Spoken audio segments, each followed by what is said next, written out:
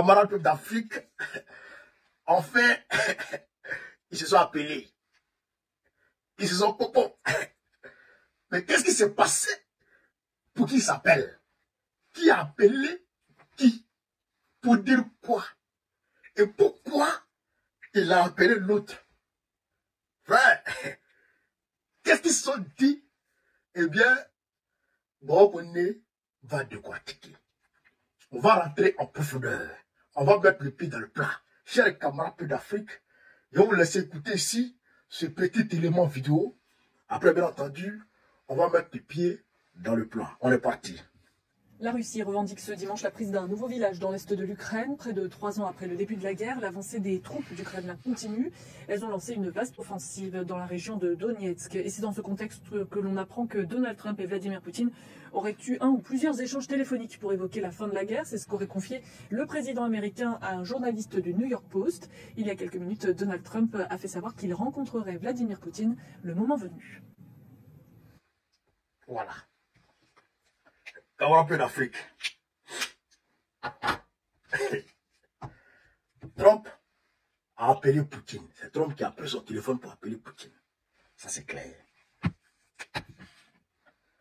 Mais, pourquoi il a appelé Poutine? Vous avez entendu la journaliste dire que la Russie a lancé une grande offensive hivernale. Elle a oublié de mettre hiver dessus. Une grande offensive hivernale. Pourquoi une offensive en hiver? C'est que les conditions météorologiques sont difficiles. Là-bas, c'est la neige. Là-bas, c'est la boue. C'est difficile. Mais quand même, les troupes russes avancent à marche forcée. Et ils sont en train de faire tomber les villages, les uns après les autres, dans la région de Donetsk. Vous vous rappelez de mon avant-dernière vidéo sur la question ukrainienne. Je vous ai laissé entendre que Trump avait conditionné l'aide militaire américaine à Kiev par l'octroi des terres rares aux États-Unis. C'est-à-dire que l'Ukraine devrait donner les terres rares ukrainiennes aux États-Unis d'Amérique avant que les États-Unis d'Amérique lui apportent ces aides. Dans cet élément, en décortiquant, je vous ai fait comprendre aussi que 80-70% de ces terres rares-là étaient détenues, bien entendu, par la Russie, puisque étaient dans les régions du Donbass, les régions de Donetsk, de Lugansk et consorts que Poutine avait déjà annexées. Maintenant, les 30% sont adossés à la même région. C'est comme, je prends un exemple. Je prends un exemple, vous qui êtes en Côte d'Ivoire, vous qui avez déjà visité la Côte d'Ivoire, on dit, quelqu'un dit, je veux la région, je veux l'eau, je veux les lagunes de la Côte d'Ivoire avant de donner des aides à la Côte d'Ivoire. On sait que la région des lagunes, eh bien, c'est le sud, Abidjan. Donc, imaginez un instant que quelqu'un soit venu par le golfe de Guinée et ait pris presque tout Abidjan, il reste seulement Yopougon. Et le gars dit, je veux la terre, la partie de la côte où il y a la lagune. Il faut dire que la personne veut Yopougon. La partie de la côte d'Ivoire qui reste, où il y a la lagune, c'est Yopougon. Donc, c'est la même chose. Les terres là, c'est à partir du Donbass, c'est-à-dire à partir comment on appelle ça, de la région frontalière au Donbass, jusqu'à dans le Donbass. La partie riche, je dirais, en minerais rares, c'est ce côté-là.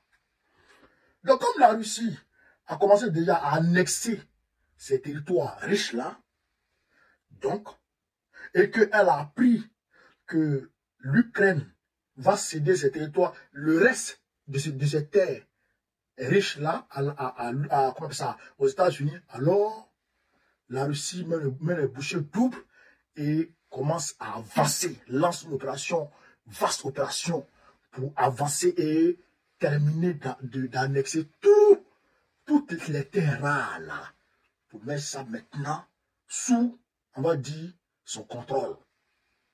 Donc si tu entends que tu vas aider pour avoir terre rare, c'est parce qu'il y a terre rare. Vous comprenez? Si tu entends que tu vas venir donner l'aide pour qu'on te donne les terres, c'est parce qu'il y a la terre. S'il n'y a pas la terre, envoie ce que tu as donné comme aide. Donc, quand Trump a vu ça, Trump a appelé Poutine pour dire, ah ben tu es en train de prendre toutes les terres, on fait comment? Tu comprends? Trump a appelé pour dire, mais Joe, tu es en train de prendre toutes les terres, on fait comment? On fait comment? Donc, c'est là, Poutine va maintenant conjuguer entre eux, ils vont parler, et maintenant Trump va dire, il faut qu'on se voit. Mais en réalité, Trump est en train d'emmener Poutine à ralenti, puisqu'il veut négocier. Il est en train de l'amener à ralenti. Trump n'est pas là pour la paix, hein. Il est là pour faire business. Il est là pour faire business. Parce que les aides militaires qui sortent des États-Unis, ça le fatigue. Ça fatigue le budget américain. Donc, il veut déjà mettre un terme à ça.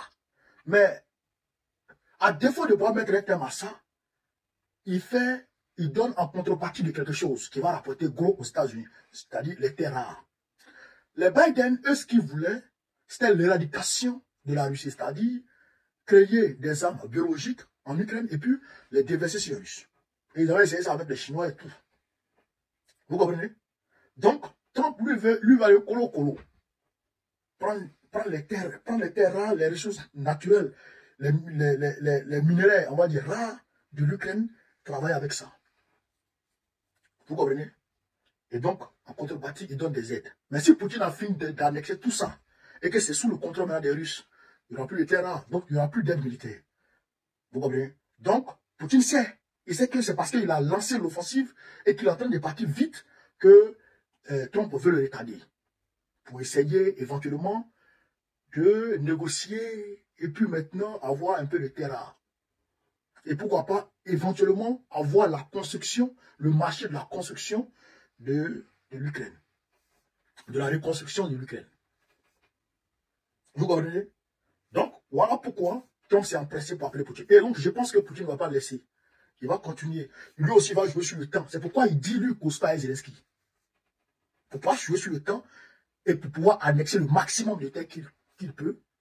Et puis maintenant, pour ne même pas donner, on va dire, l'occasion à Trump de venir s'installer.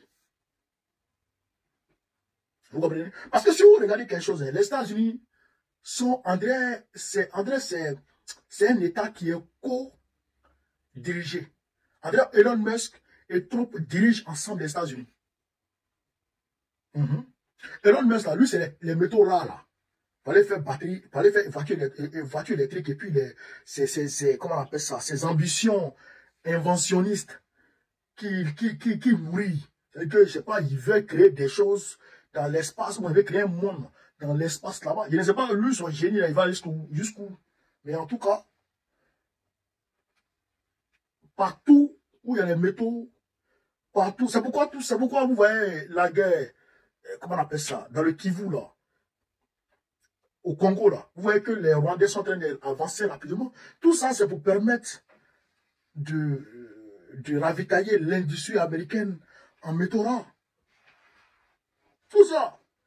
Et vous comprenez. Donc, Poutine a compris.